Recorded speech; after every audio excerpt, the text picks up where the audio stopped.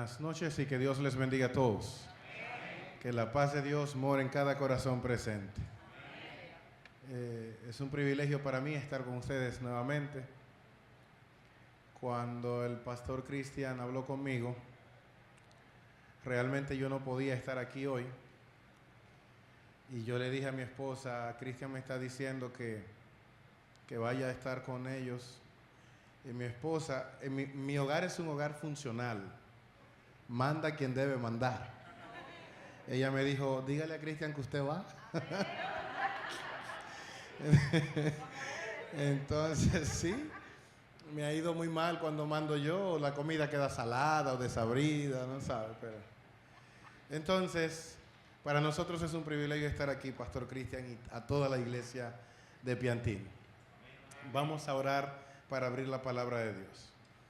Querido Padre que estás en los cielos, gracias por tu misericordia. Gracias porque nosotros podemos encontrar consuelo, paz. Podemos encontrar salvación y vida eterna cuando abrimos tu palabra.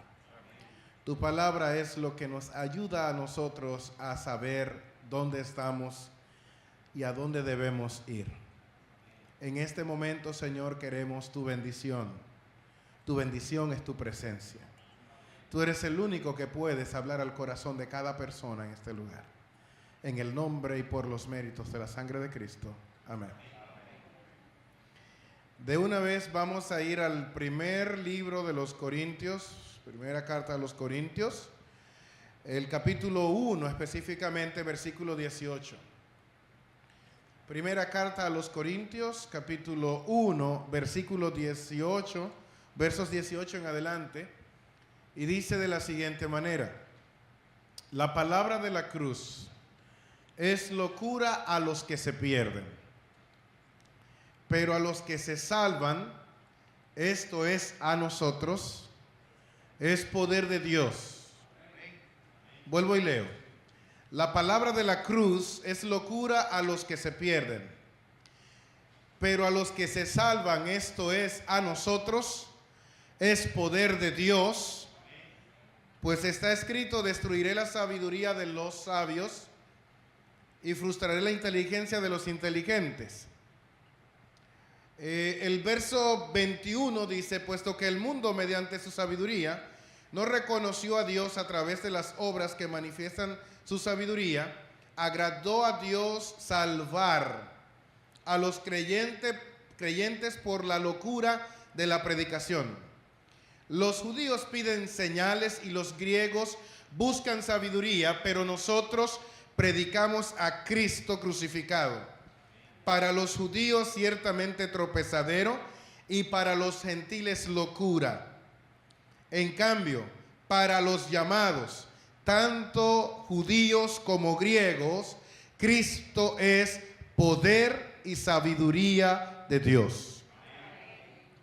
Si usted mira el verso 18 y el verso 24, se da cuenta que en el verso 18 dice que la cruz es poder de Dios, pero en el versículo 24 dice que Cristo es el poder de Dios. De entrada, el texto nos está diciendo que el poder no radica en los dos maderos que conforman la cruz, los dos pedazos de madera que conforman la cruz. Por lo tanto, cuando nosotros hablamos de la cruz del Calvario, y más en estos días que está de boga el tema, no estamos hablando específicamente del madero o del símbolo de la cruz. Cuando Pablo habla de la cruz, no se enfoca específicamente en el madero. Pablo se enfoca en la persona que fue levantada en el madero. El verso 18 dice, la cruz es el poder de Dios. Pero el verso 24 dice, Cristo es el poder de Dios. Me recuerda que leyendo el texto puedo recordar el capítulo 1 del libro de Romanos. Cuando usted va a Romanos capítulo 1, verso 16, Pablo dice un texto que es muy conocido por todos nosotros. Dice, no me avergüenzo del evangelio, pues es que poder de Dios. Por lo tanto, la cruz, el mensaje de la cruz es poder. Por una razón, porque el mensaje de la cruz es el evangelio que aparece en el libro de Romanos. Pero no solo eso, la cruz y el evangelio tienen poder por la persona que fue crucificada. Muchas, miles de personas fueron crucificados bajo órdenes del Imperio Romano, pero una sola persona cambió la historia. Una sola persona trastornó el cosmos en el día que murió, y esa persona fue Cristo. Por eso es que hablar de la cruz es hablar de poder.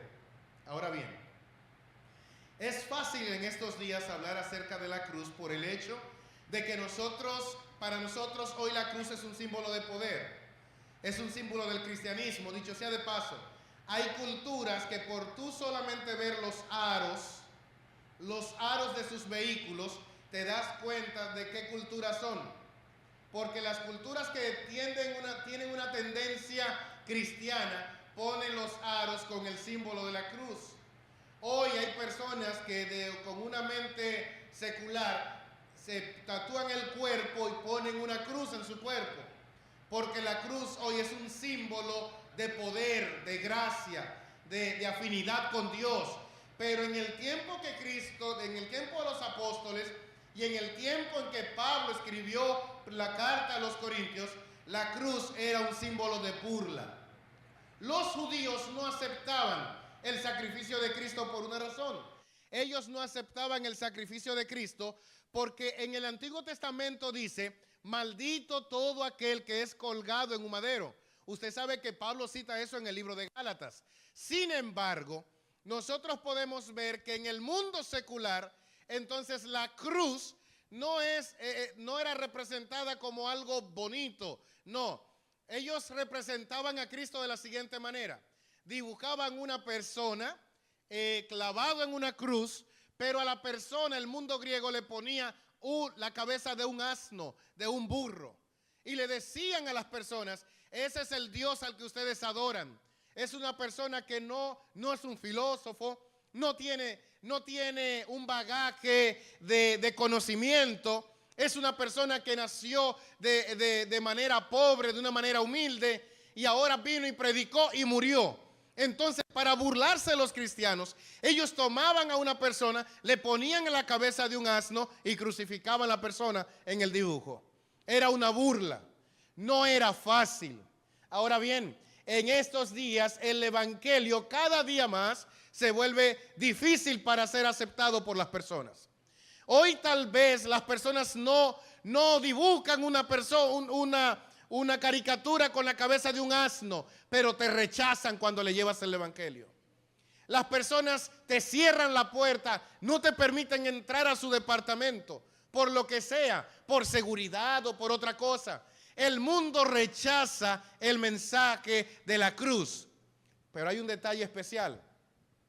Si usted y yo volvemos al versículo 18, nosotros podemos encontrar algo ahí que nos deja un poco perplejos. El texto dice: la palabra de la cruz es locura a los que se pierden, pero a los que se salvan. El texto está diciendo que en este mundo solamente hay dos grupos. Está el grupo de los que se pierden y está el grupo de los que se salvan. Y tú estás en uno de los dos grupos.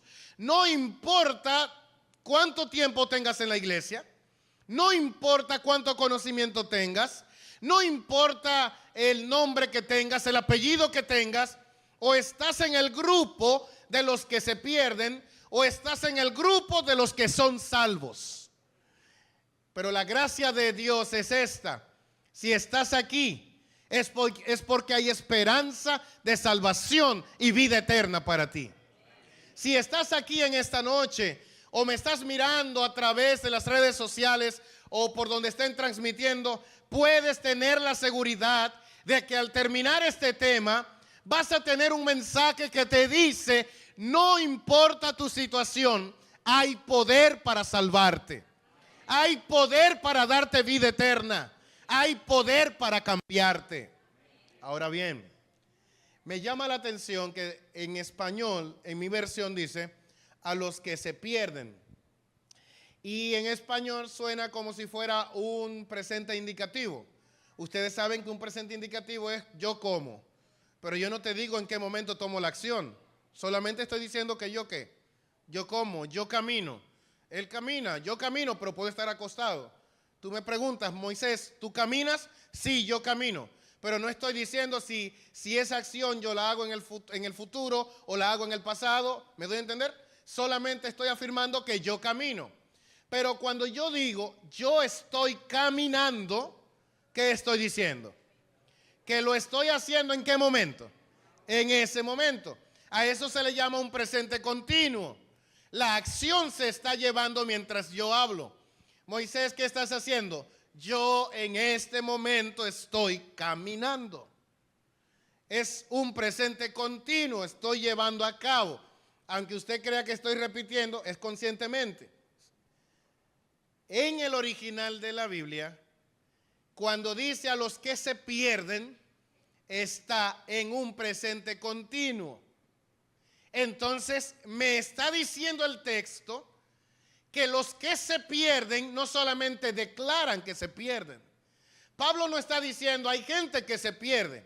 Él está diciendo hay personas que están en el mismo proceso de la perdición. Hay personas que dicen, cuando he predicado en algunas campañas evangelísticas, que me dicen, yo espero que Dios no me deje perder cuando venga. Para el mundo, la perdición y la salvación, esos términos son términos que tienen su eficacia en el futuro. Para Pablo no. Para Pablo, él dice, el que se pierde está en proceso. Ya en el pasado comenzaste a perderte y ahora estás caminando y cada día más te hundes. Es como cuando tú y yo estamos en arena movediza. Cuanto más te muevas, ¿qué? Más te hundes. El que está perdido no es solamente está, es una declaración de que está, es que él está trabajando para perderse. Tú estás trabajando para perderte. Si eres una persona que no estás teniendo comunión con Dios, estás trabajando para perderte. Si tú no pasas tiempo leyendo la Biblia, sin importar la edad que tengas, estás trabajando para perderte. Si tú no presentas el plan de salvación a otras personas, estás trabajando para perderte. Si eres una persona que no eres fiel a lo que dice este libro, estás trabajando para perderte. No es que te vas a perder, tú estás trabajando en tu perdición. Tú estás cavando tu propia tumba. Tú, no otra persona. Y hay muchas posibilidades de que yo tenga aquí en este momento o me esté mirando a través de la pantalla alguien que tenga que reconocer en lo más íntimo de su corazón, es cierto, yo estoy trabajando para perderme. No lo puedo hablar, no tengo confianza de hablar, de contarle lo mío a nadie, pero yo estoy sintiendo cada día y miro mis acciones y observo mis pensamientos de que yo cada día, pastor, me hundo más y voy camino a la perdición y estoy trabajando para hundirme. Dios me habla, pero yo le rechazo. Dios me busca, pero yo me alejo de Él. ¿Hay esperanza para una persona así en este momento? El texto dice, pero a los que se salvan, esto es a nosotros, es poder de Dios. Hay gente que está rechazando el mensaje de la cruz. Hay personas en este lugar que rechazan cada mensaje que se da cada sábado, cada miércoles, cada día de culto en este lugar o en el grupo pequeño. Y eso no tiene que ver con alguien que no sea cristiano, o que no sea adventista. Yo no estoy hablando aquí para el que es o no es parte de una entidad religiosa. Estoy hablando a seres humanos que tienen luchas con el pecado. Y hay personas acá y hay personas allá a lo lejos, a la distancia, que tienen una lucha con el pecado, pero están caminando a desaparecer para siempre. ¿Qué es lo que tienes que hacer? El mensaje de la cruz.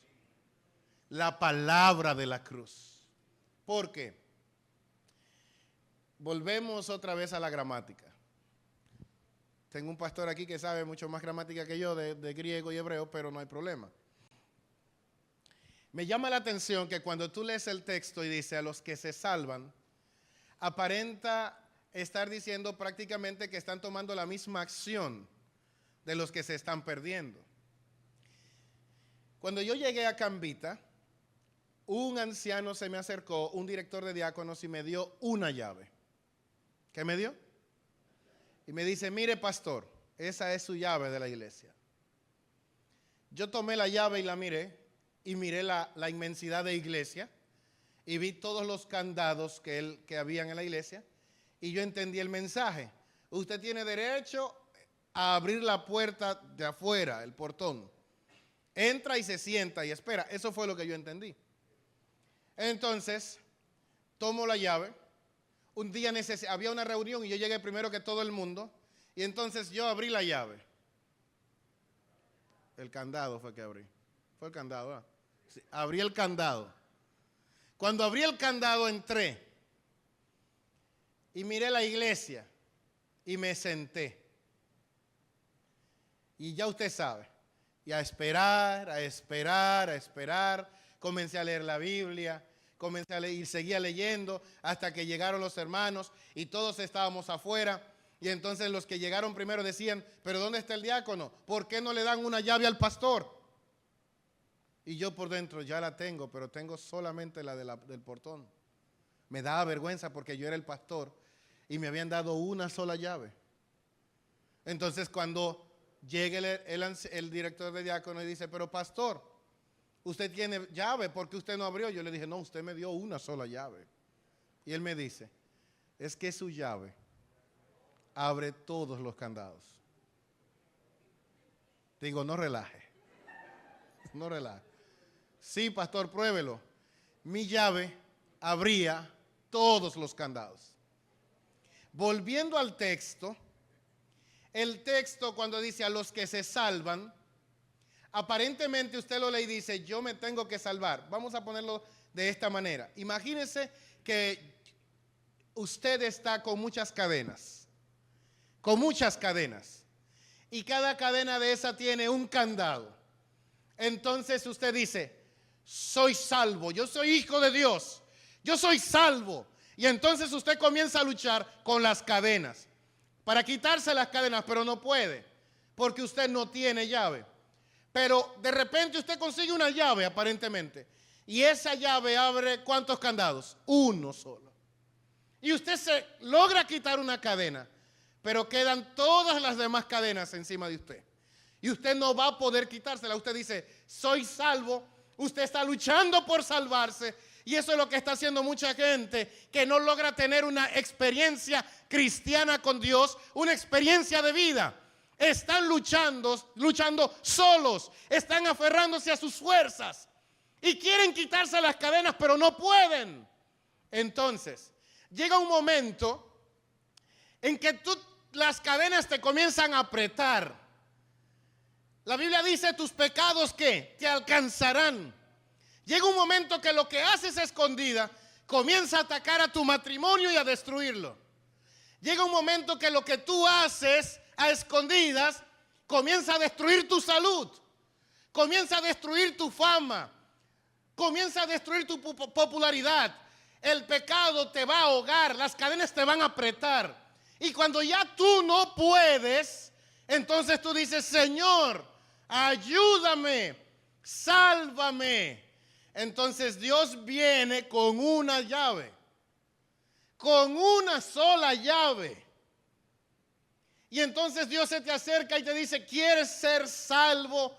Y tú dices, Señor, necesito salvación. No puedo ser la misma persona que soy. Y entonces el Señor, con una llave, Él abre un candado, Él abre otro candado, y sucesivamente comienza a abrir los candados con una sola llave. El mensaje del evangelio. Y de repente las cadenas se caen. Y el Señor te mira y te dice, eres salvo, eres libre, vete. Pregunta, ¿soy salvo o no soy salvo? Sí, pero ¿quién me salvó? ¿Las fuerzas mías o el Señor dio la orden, Él me libró y me dijo, eres salvo? El Señor me dio la fuerza, Él te da la fuerza. A eso la Biblia le llama, en el griego se le llama voz pasiva o voz media. Cuando Dios es el que hace la acción. Él solamente dice, eres libre, pero no porque tú te liberaste. Eres libre porque Él te liberó. Tienes esperanza porque Él te la dio. Tú cambias porque Él te cambió. Tú encuentras consuelo porque Él te consoló. Tú encuentras paz porque Él te da paz. Por eso el tema es este. Pero a nosotros los que somos salvos, los que le pedimos a Él que nos salvara, para nosotros es poder de Dios. Por eso es que la cruz es poder. Cuando tú conoces al que estuvo en ella clavado. Yo estaba predicando en un lugar y hace una semana y algo. Fue una experiencia muy bonita, muy dolorosa también, porque me estaban haciendo algo acá, en la boca, y cuando ya el compromiso estaba, la santa convocatoria, y ya teníamos que ir, y yo era predicando con medicamentos puestos, y de ahí me iba a acostar porque no aguantaba. Y yo no soy tan guapo como para predicar con dolores. Y eso para mí eso no funciona. Pero había alguien en la campaña que se montó conmigo la primera noche. El pastor me dejó en una iglesia, me dijo por dónde ir. Y un señor me dijo, mire, yo quiero que usted me dé una bola, yo vivo por donde el pastor. Y entonces cuando él me dijo, yo vivo por donde el pastor, yo lo llevaba todas las noches. Hasta que el pastor, que es muy amigo mío, me dijo, tú no tienes idea el tipo de persona que tú tienes montado ahí, cada noche contigo. Ya tú sabes, al otro día cuando él se montó el hombre, yo dije, yo tengo que averiguar quién es este hombre. Y él me dice, yo tengo poco tiempo en la iglesia, pero el viernes yo voy a ir cuando no hayan personas, para contarle qué pasó conmigo. Cuando el viernes llegó, ya usted sabe, yo me senté, entonces la gente llegó a la casa para hablar conmigo, para compartir. Y yo orando, Señor, que los hermanos se vayan para yo saber quién es este hombre.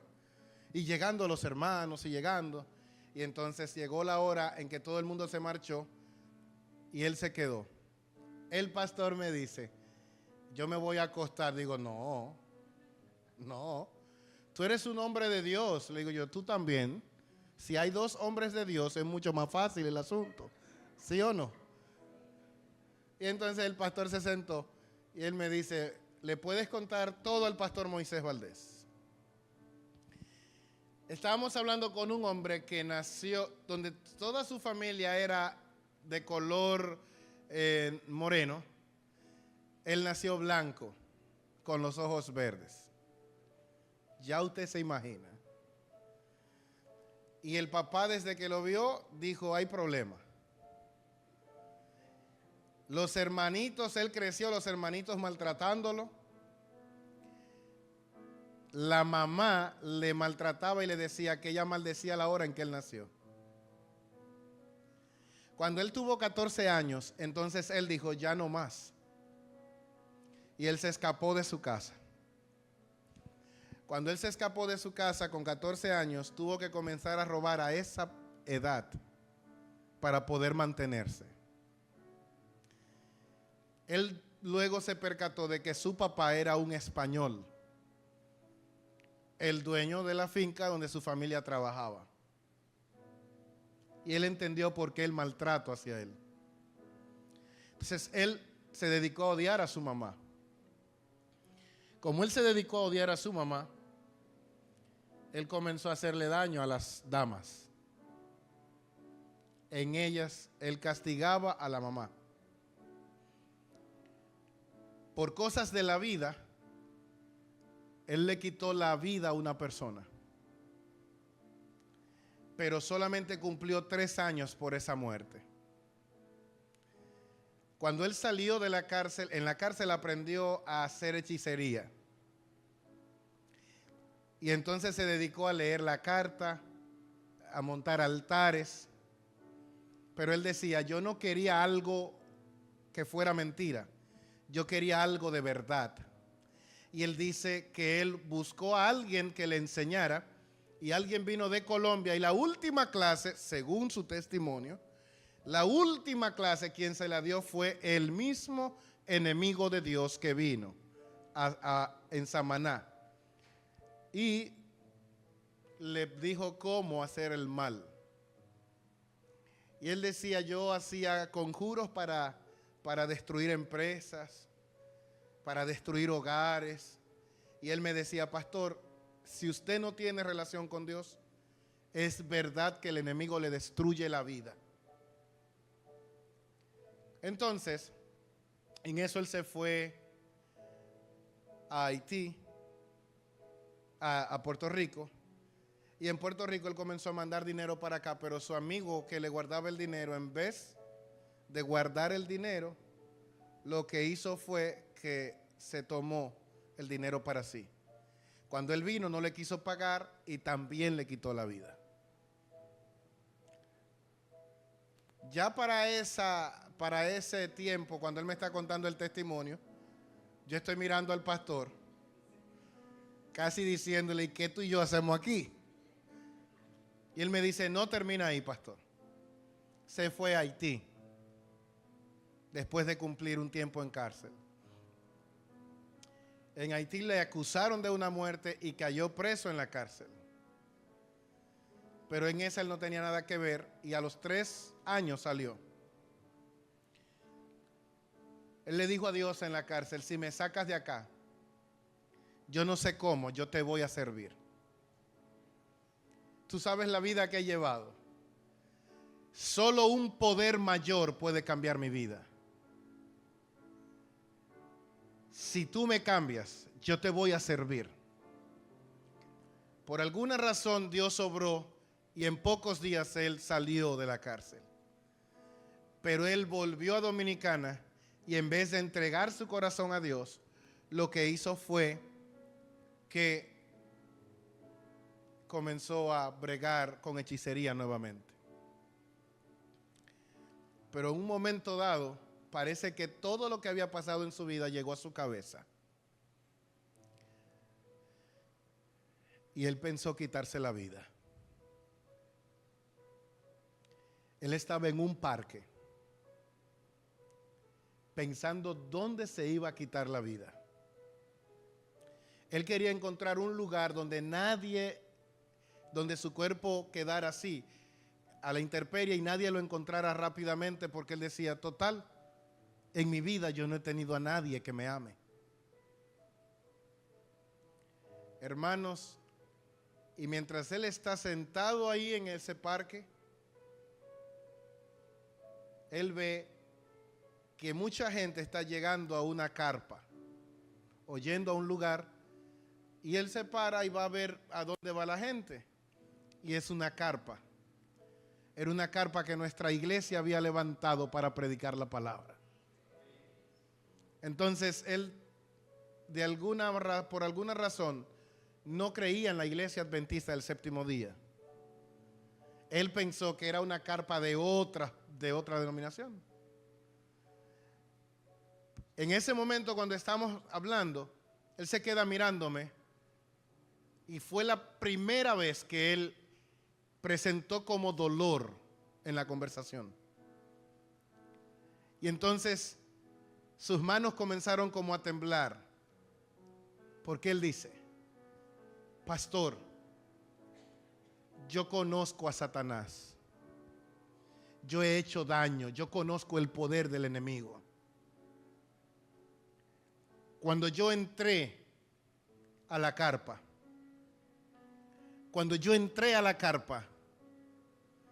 A mí nadie me dio la bienvenida. A mí nadie se percató de mi presencia. Pero cuando yo entré, yo sentí el mayor poder que en mi vida yo había sentido. Pero ahora era un poder limpio. Era una presencia tan poderosa, pero que a la vez traía paz. Yo no sentía miedo.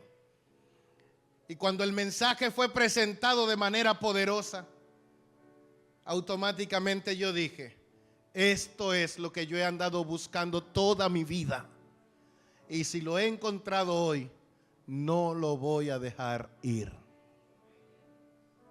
Y ahí estaba yo hablando con ese hombre, que ya tenía un tiempo en la iglesia. Él tenía el pelo largo, tiene tatuajes. Al otro día me dice el pastor que él ve a este hombre, él se percató porque pasó al llamado, pero al otro día el hombre llegó recortado. Y el pastor le preguntó, ¿y por qué te recortaste? Y él dice, porque Dios me demostró su poder y Dios me cambió. Yo no puedo ser la misma persona. Amigo, el poder del cual habla la Biblia es un poder real. Ese poder radica en Cristo. Si tú no sientes que vives una vida de victoria en tu experiencia cristiana, es porque realmente no has hecho un compromiso con el Salvador. El mensaje de la cruz es poder de Dios. Y el mensaje de la cruz puede quitarte tus temores. El mensaje de la cruz, Jesús está pensando en tus problemas financieros. El Señor está pensando en tus hijos que te atormentan. Si tú de verdad le dices al Señor que tenga compasión de ti y que te libere, entonces tú vas a encontrar la mayor manifestación de poder que el universo puede experimentar, su Hijo viviendo en tu corazón. Yo quiero hacer un llamado en esta hora. Y el llamado es para, no importa quién seas, cómo te llames, el llamado es para todo aquel que quisiera decirle al Señor, yo quiero comenzar una experiencia de obediencia a tu palabra. Y quiero que ese poder que se manifestó en la cruz del Calvario sea manifestado en mi corazón, en mi familia. ¿Cuál es la primera persona que le gustaría venir aquí delante? Venga. Si me estás escuchando lejos, allá a través de la transmisión, déjame decirte algo en el nombre del Señor. También a ti Jesús te está llamando. Dale tu corazón, entrégale tu vida. Y Él va a cambiar tu existencia. Oremos. Querido Padre que estás en los cielos, gracias por tu misericordia. Gracias por tu paz.